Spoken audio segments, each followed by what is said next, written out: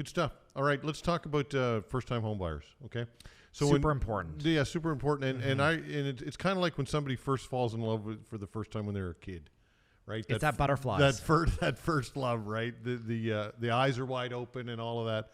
It's similar to people at all ages, because we think of first-time home buyers as being as young people, but sometimes they're older. I'm sure, right? Yeah, What's the oldest person you've seen or you've dealt with that's bought a home? Like retirees. Exactly. Retirees. Yeah. And you know what? There is no age restrictions on getting a mortgage in Canada. Yeah. And one would assume that, if you're getting a mortgage and you're 75 years old, the bank might not give you a 25 or a 30-year amortization because they don't think you're going to make it that long. Yeah. They still will. Well, in the end, it's the home that exactly is the collateral, asset. Right? Yeah. And in a lot of cases, the estate would pay off the mortgage, or potentially they would sell the house, and then the proceeds would go to the estate. So that's not a concern. Certainly not in the prime world. So like with bank lenders and any of that type of thing. So we definitely see all ages. I have first-time home buyers that are 19 years old. Wow. So that's kind of unusual. For you to have enough credit, assets, and income to make it jive. That's usually not the norm. Yeah. And most first-time home buyers today, we've mentioned this before, but majority of the transactions we do have two borrowers. Reason being is, obviously with where the average house prices are, like right now in Halifax, the average home price is about $500,000. Wow. You need about $100,000 to $125,000 worth of household income to make that fly. Yeah, and the down payment, obviously. Yeah, of course. Closing costs. Down payment, closing costs, and if you have a lot of consumer debt or student loans or car loans, maybe you need to have income even more than that. Yeah.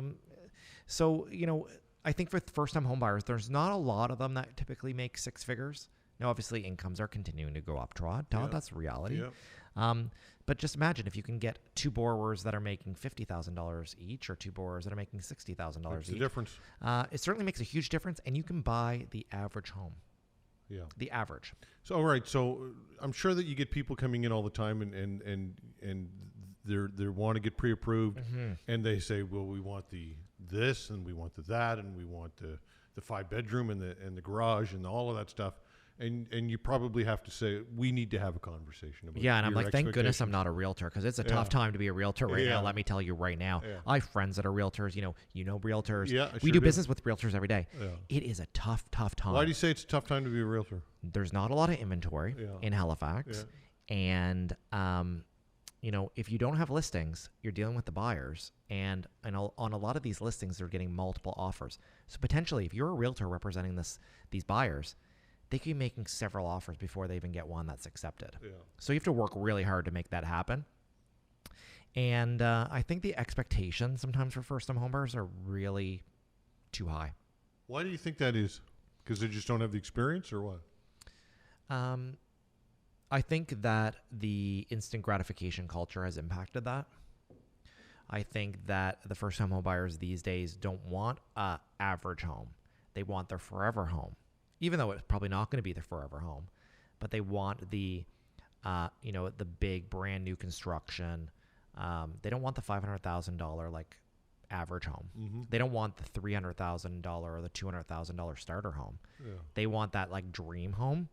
And when I bought my first house, it wasn't my dream home, and I've owned so many since then.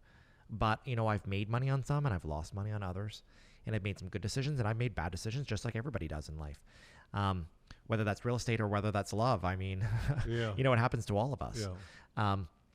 But I think first-time home buyers right now, the expectations are maybe a little bit too high, because that dream of the brand new construction and the stainless steel appliances and the quartz countertops and the 3,000 square feet is really tough. Yeah.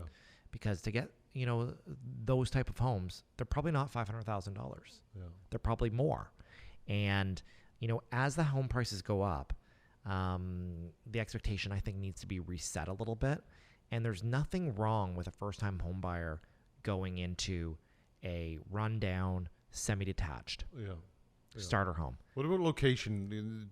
Oftentimes they say, "Oh, I want to live on the peninsula," and I want to live downtown Halifax. Yeah, it's just like dream on, right? Yeah, dream on a little bit. And Yeah. when I see people and we do the pre-approvals, and I'm like, okay, great, you're pre-approved for $500,000.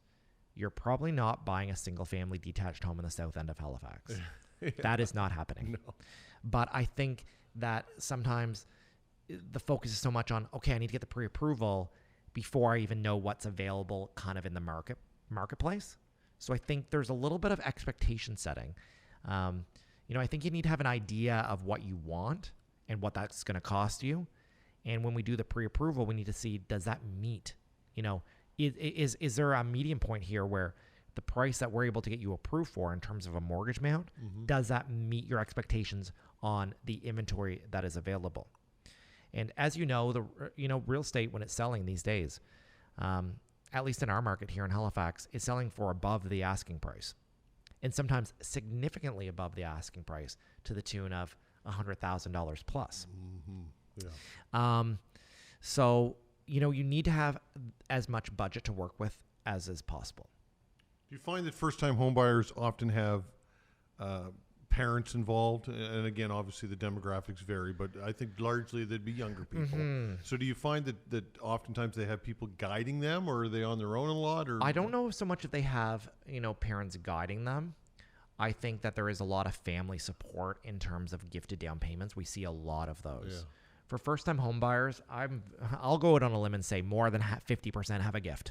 Is that right, eh? More than 50%. Does that need to be disclosed to the bank? Oh, as yeah. to where that's coming from? You need to disclose where it comes from, and typically most lenders require it to come from either mother, father, brother, sister. It has to be a direct family member. Really? Can't just be a friend can't do it? Friend can't do it. A cousin can't do it.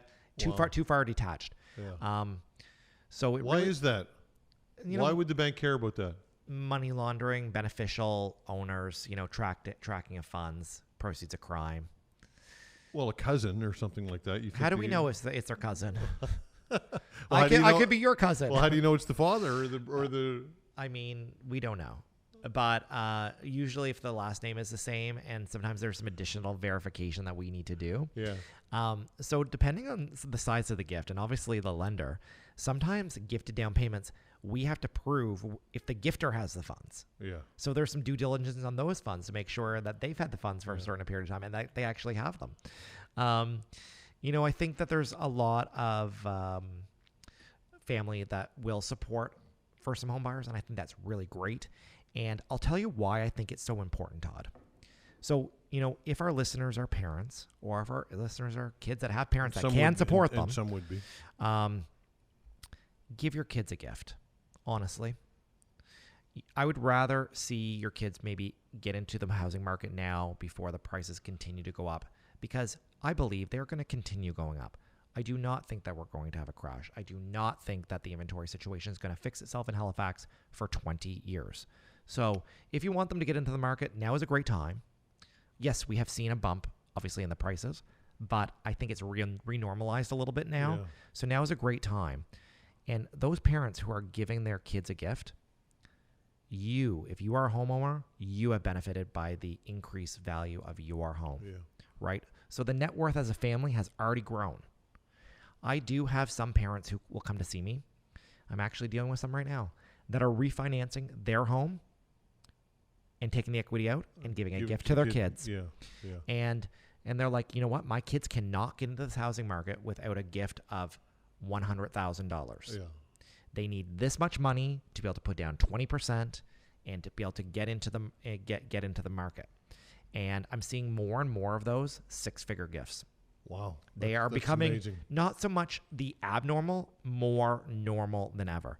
But we certainly see gifts for $5,000, $10,000, $20,000. That happens every day. Yeah. But we're seeing more and more gifts to the tune of six figures. Do you feel badly for some of these who don't have that ability to get that type of gift? And I feel, who I feel really bad for? Yeah. The single person Yeah. that doesn't have the gift, that really kind of has to hustle their entire adult life to save the money for the down payment. Yeah.